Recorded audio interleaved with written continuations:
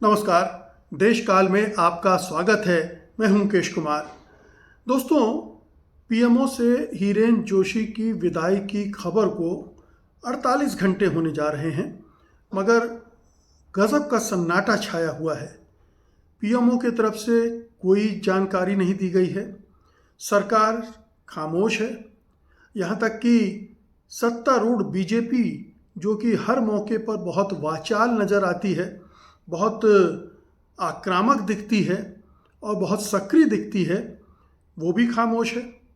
BJP का IT cell ऐसा लगता है जैसे कुंभकर्ण की नींद में सो गया हो। बीजेपी के समर्थक, मोदी के समर्थक, पत्रकार, बुद्धिजीवी, सोशल मीडिया पर हमेशा दिन रात चपे रहने वाले लोग सब खामोश। किसी की जुबान नहीं खुल रही है कि आखिरकार हीरेन जोशी के बारे में ये जो खबरें चल रही हैं वो क्यों चल रही हैं, उसमें कितनी सच्चाई है और कितनी गलत है। इस चुप्पी का मतलब ये है कि सच्चाई तो 100% है, क्योंकि ये बहुत बड़ा फैसला है पीएमओ का, प्रधानमंत्री मोदी का, कि जो व्यक्ति 2008 से उनके साथ बाएं हाथ के रूप में काम कर रहा हो, पूरे देश के मीडिया को कंट्रोल कर रहा हो, हर दिन की खबरें और बहस के विषय व्हाट्सएप के ज़रिए संपादकों को, एंकर को, रिपोर्टर्स को बता रहा हो, वो यूं एक झटके में चलता कर दिया जाए उसको। आखिरकार क्या वजह हैं? क्यों ऐसा सन्नाटा छाया हुआ है कि पूरा का पूरा संघ परिवार सकते में है? उसकी ज़ुबान नहीं खुल रही है। ऐसा लगता है जैसे ज़ुबान को लकवा मार गया हो। क्या ये इतना बड़ा मामला है, इतना बड़ा कोई खेल हुआ है पीएमओ के अंदर कि उससे पूरा संघ परिवार कांप गया है? बीजेपी हिल गई है, मोदी सरकार हिल गई है और वो समझ नहीं पा रही है कि अब इसको कैसे हैंडल किया जाए।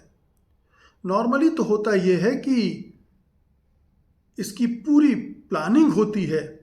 अगर मोदी जी ने ये तय किया कि उन्हें हीरेन जोशी नहीं चाहिए, तो एक योजना के तहत उन्हें हटाया जाता है, उन्हें रिप्लेस किया जाता है या उनको कहीं और भेजा जाता है, और उनकी जगह कौन लेगा, कैसे काम होगा, और उनके हटने से जो चर्चाएं चलेंगी, अफवाहें उड़ेंगी, खबरें बनेंगी, उसको कैसे काउंटर किया जाएगा, इस पर पूरी तैयारी के साथ ही कोई सरकार और ख़ास तौर पर प्रधानमंत्री कार्यालय इतना सेंसिटिव, सबसे सेंसिटिव डिपार्टमेंट हो और वो ये सब ना सोचे, बिना सोचे हीरेन जोशी को चलता कर दिया जाए, ये कैसे हो सकता है?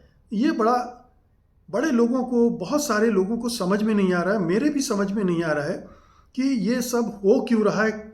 ऐसा क्या हुआ? हीरेन जोशी ने ऐसा क्या पाप कर दिया, ऐसा क्या अपराध किया है कि उन्हें किसी भी तरह से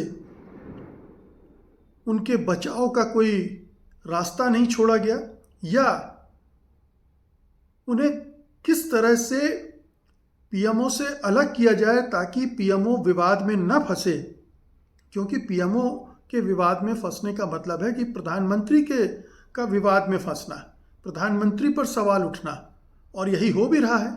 सब पूछ रहे हैं कि ये तो मोदी के बाएं हाथ थे, मोदी के आंख कान भी यही थे, वही मोदी से निर्देश प्राप्त करके पूरे गोदी मीडिया में नैरेटिव तय करते थे, गोदी मीडिया को निर्देश देते थे, गोदी मीडिया उनके इशारों पर नाचता था, गाता था, बजाता था, रोता था, हंसता था। जो पूरा मीडिया का आका बना हुआ था, तानाशाह जिसको कहते हैं, वो आखिरकार यूं चुटकी बजाते हुए उसे चलता क्यों कर दिया गया? ये सवाल जब तक प्रधानमंत्री कार्यालय से कोई जवाब नहीं आता है, जब तक बीजेपी नहीं बोलती है, उनका आईटी सेल नहीं बोलता है, तब तक कोई कैसे यकीन करेगा कि हीरेन जोशी किसी बड़े घपले घोटाले में शामिल नहीं थे और एक सामान्य प्रक्रिया के तहत उन्हें वहाँ से विस्थापित किया गया है या उन्हें कोई नई जिम्मेदारी दी जाने वाली है इसलिए उन्हें वहाँ से हटाया गया है। अगर ये होता तो प्रॉपर नोटिफिकेशन होता सरकार का। आखिरकार वो ओएसडी थे, विशेष कार्य अधिकारी थे प्रधानमंत्री कार्यालय में, और 2014 से थे। कोई एक दिन की बात नहीं है, महीने, साल, 2 साल की बात नहीं है, शुरू से थे। और उसके पहले 2008 से तो मोदी जी के साथ वो थे ही। इतना पुराना साथ था। तो इतने पुराने साथी को इस तरह से विदा करना ये हैरतनाक है। और विदाई तो हुई है, बहुत सारी चर्चाएं चल रही हैं कि हुई है कि नहीं हुई है, कि वापसी हो जाएगी। इक्का दुक्का पत्रकारों ने इस तरह की बातें कही हैं जिनका कोई आधार नहीं है। एक दीपक चौरसिया नाम के एंकर होते हैं जो हम सब जानते हैं कि बीजेपी के ही इशारों पर चलते हैं, उसी के पक्ष में लिखते हैं। उन्होंने कहा है कि हिरेन जोशी तो नियमित रूप से पीएमओ जा रहे हैं। केवल एक आवाज़ सुनाई दी है दीपक चौरसिया की, और उनकी आदतें भी आप जानते ही हैं कि किस तरह की हैं। तो दीपक चौरसिया की ओर से ये सफाई आना कोई मायने नहीं रखता है जब तक कि कोई अधिकृत व्यक्ति, नेता, पार्टी की तरफ से, सरकार की तरफ से न बताए कि ये फैसला इसलिए किया गया है। और यहीं पर जो कांग्रेस ने आरोप लगाए हैं वो और उनको बल मिलने लगता है। कांग्रेस ने बहुत गंभीर आरोप लगाए कि हिरेन जोशी पीएमओ में बैठकर हजारों करोड़ों का कारोबार कर रहा था और ये प्रधानमंत्री, ये देश की सुरक्षा के लिए खतरा भी था, क्योंकि एक महादेव बैटिंग ऐप की बात की जा रही है जो देश भर में बैटिंग करता है, सट्टेबाजी करता है, और करोड़ों रुपए, कहा जा रहा है कि पिछले कुछ सालों में 50,000 करोड़ रुपए उसने भारत से कमाए हैं। और उस सिलसिले में बहुत सारे लोगों के नाम आ रहे हैं। बहुत सारे लोगों को ये बेटिंग ऐप वाला पेमेंट करता था हवाला के जरिए। तो ये धन कहाँ से आ रहा था, किसके पास से आ रहा था, किसको जा रहा था? क्या ये जो आरोप लग रहे हैं कि हिरेन जोशी उसके प्रमोटर थे, अगर ऐसा है तो सोचिए कितना भयानक है कि जिस महादेव बेटिंग ऐप को लेकर छत्तीसगढ़ में भूपेश बघेल और उनकी सरकार के कई लोगों, पार्टी के लोगों को उस समय घेरा गया था, चुनाव के ठीक पहले, चुनाव जीतने की गरज से, वो बेटिंग ऐप क्या बीजेपी के नेताओं के द्वारा चलाया जा रहा था? बीजेपी के नेताओं द्वारा चलाया जा रहा था और उसका इस्तेमाल कई तरह से हो रहा था। कुछ लोग उससे करोड़ों रुपए बनाने के लिए खेल खेल रहे थे और कुछ अपने विपक्षियों को निपटाने का खेल खेल रहे थे। ये एक बहुत गंभीर पहलू है। कुछ और गंभीर पहलू हैं जो अभी डॉट जोड़ के देखे जा रहे हैं। जैसे चंडीगढ़ यूनिवर्सिटी की प्रो वाइस चांसलर हिमानी सूद के बारे में कहा जा रहा है, उसके चांसलर सतनाम सिंह संधू के बारे में कहा जा रहा है कि वो सब हिरेन जोशी के नेटवर्क के हिस्से थे और हिरेन जोशी उनके जरिए दुनिया भर में अपना नेटवर्क बना रहा था, काम करवा रहा था। कहने को तो वो प्रधानमंत्री की छवि बनाने के लिए काम कर रहे थे, भारत सरकार की, मोदी सरकार की छवि बनाने के लिए काम कर रहे थे, लेकिन क्या उसकी आड़ में कोई दूसरे काम भी हो रहे थे? ये बहुत बड़ा प्रश्न उठ रहा है और इन तमाम प्रश्नों के जवाब बीजेपी की तरफ से, मोदी सरकार की तरफ से नहीं आ रहे हैं। और यही बहुत सारे सवाल खड़े हो जाते हैं इस चुप्पी की वजह से कि पीएमओ गेट कांड हो गया है, पीएमओ उस पूरे विवाद के केंद्र में है, प्रधानमंत्री मोदी का विभाग है वो, और उनके विभाग में उनका ही सबसे विश्वस्त आदमी अगर इस तरह के खेल में शामिल है तो प्रधानमंत्री तो खुद भी कटघरे में खड़े हो जाते हैं। वो कैसे बच सकते हैं? उनकी नाक के नीचे अगर उनका आदमी ही ये कर रहा है तो फिर वो कैसे बचेंगे? उन पर तो सीधे जवाबदेही बनती है, उनको जवाब देना चाहिए। कल को ये प्रश्न संसद में भी उठेगा, पूछे जाएंगे सवाल। क्या तब भी प्रधानमंत्री या उनकी सरकार, उनके मंत्री, प्रवक्ता इसी तरह से चुप लगा जाएंगे? कभी तो जवाब देना पड़ेगा, और जवाब क्या उनके पास नहीं है? आखिरकार जब भी ऐसी क्राइसिस पैदा होती है तो कोई भी पार्टी, कोई भी सरकार एक डैमेज कंट्रोल करती है। डैमेज कंट्रोल करने के बहुत सारे तरीके होते हैं, जिसको क्राइसिस मैनेजमेंट भी कहते हैं। एक क्राइसिस पैदा हुई है, उसको कैसे हैंडल करना है, उसको कैसे निपटाना है।